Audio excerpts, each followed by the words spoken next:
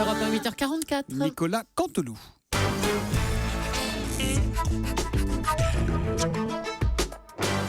C'est presque du direct, c'est la revue de presse de Nicolas Canteloup, le best-of. Arnaud Montebourg est donc devenu vice-président de la société d'ameublement et d'objets pour la maison Habitat. Bonjour Monsieur Montebourg. Bonjour Dame Julie, oui, bonjour à tous, oui. Oui, Habitat, vous l'avez dit, merci de relayer cette information. Ces temps derniers, c'est vrai que, autant vous le dire, je me cherchais. Entre la politique, l'entreprise, je me posais des questions, je me disais qui suis-je ? Oui, c'est vrai, d'où viens-je ? Dans quelle étagère ? Eh bien, la réponse est Habitat. Oui, on l'a déjà eu fait, génial. cette balle. Dans quelle étagère, M. Cabrol, hein ? Elle tombe vraiment bien là, franchement. Au bon moment là. Mais oui, bien sûr. Alors comment en êtes-vous venu à cet univers de la déco, Monsieur Montebourg ? Bien écoutez, chère Julie, c'est une putain de bonne question. C'est pas moi. Écoutez, je vais vous le dire franchement, Monsieur Soto, ce n'est pas moi qui suis venu à la déco, c'est la déco qui est venue à vous. Oh là là. En fait, je vous explique, je vous narre 2 secondes le truc, en essayant de ne pas dépasser le journal de 9h. La rencontre s'est faite à New York. Voilà, je brunchais dans un resto de la Big Apple, Oui. en me livrant à mon activité favorite depuis environ 4h30, me mater dans un miroir. J'étais face à ce miroir, je lui disais mirror, oui, parce que je parle anglais. Oh my mirror, tell me qui c'est le beau gosse. Et là, que s'est-il passé, chère Natacha ? Je ne sais pas. Est-ce que le miroir a voulu me communiquer quelque chose, a voulu communiquer avec moi et me dire ferme ta gueule, Arnaud ? Toujours est-il que Vlatipak, le bazar de 750 kilos, se décroche et me tombe sur le coin de la tronche. Mais oui, vous riez.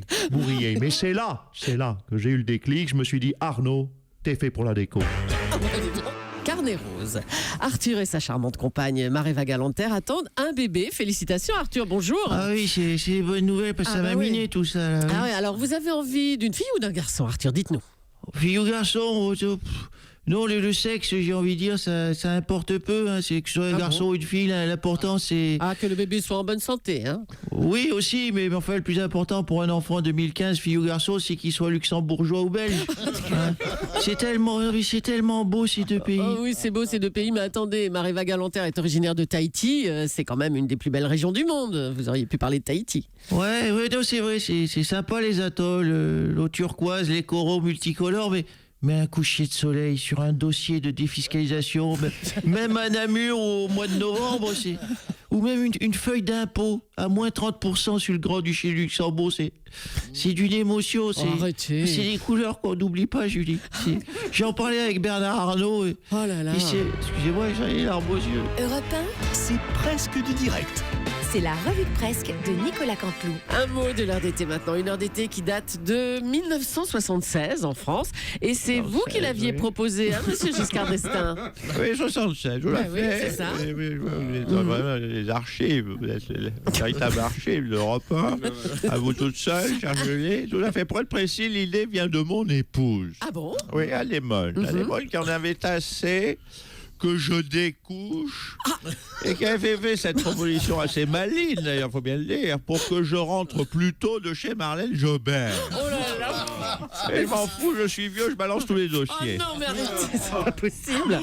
Écoutez, c'est sûrement une bonne mesure écologiquement, mais 6 Français sur 10 sont contre. Oui, peut-être, mais 87% des femmes que j'ai pécho n'étaient pas d'accord non plus au début, vous savez. Si on s'arrête à des détails pareils, on ne fait plus rien. Oui, bon, ben c'est bon, puis on veut pas d'autres noms non plus.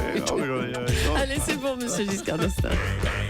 L'inflation est stable, ce qui signifie une baisse des prix à la consommation. Ça ressemble à une bonne nouvelle.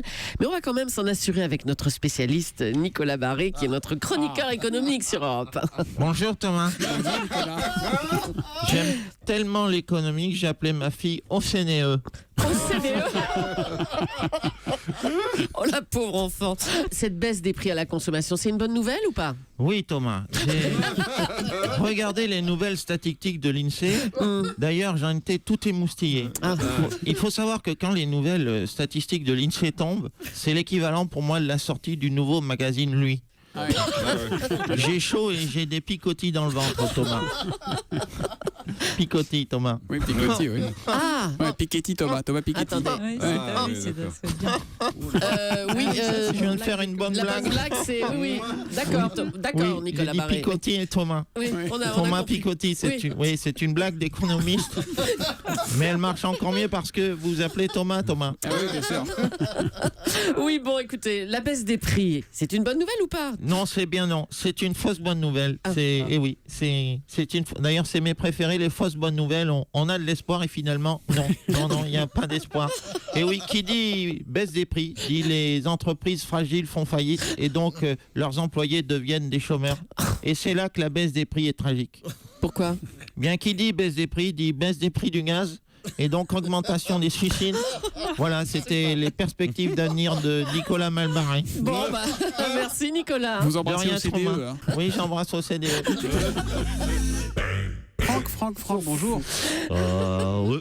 Vous avez entendu la phrase de Zlatan Ibrahimovic, la France, pays de merde, tout ça, ça vous choque ou pas, Franck?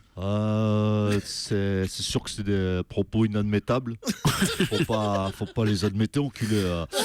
La langue française, elle est trop belle, un peu de respectuosité. Zlatan,